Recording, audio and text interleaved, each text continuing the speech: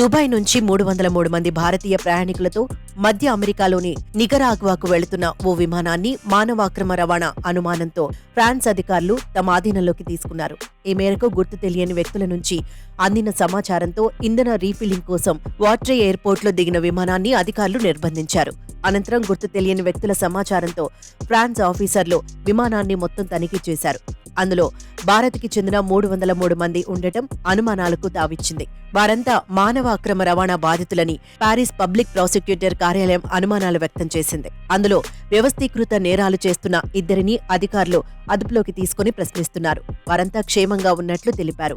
ఇందుకు సంబంధించి ఫ్రాన్స్లో భారత రాయబార కార్యాలయం ఎక్స్లో ఓ పోస్ట్ పెట్టింది. విషయం తెలుసుకున్న భారత అధికారులు బాధితుల వివరాలు అడిగి తెలుసుకుంటున్నారు. ఆ ఫ్లైట్ యుఏఈ నుంచి అమెరికాలోని నికరాగ్వాకు బయలుదేరినట్లు తెలుస్తోంది. వారిని అమెరికా లేదా కెనడాకి అక్రమంగా తీసుకెళ్లాలని నిందితులు చూశారని అధికారులు చెబుతున్నారు.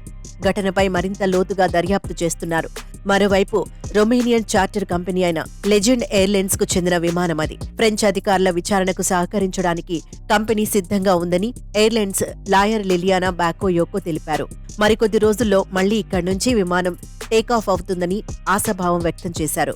ఫ్రాన్స్లోని national organisation against organised crime unit అయిన జునాల్కో ఈ కేసు దర్యాప్తును చేపట్టిందని ఫ్రెంచ్ మీడియా తెలిపింది. విమానంలో ఉన్న అందర్నీ ప్రత్యేక దర్యాప్తు బృందం విచారిస్తోంది.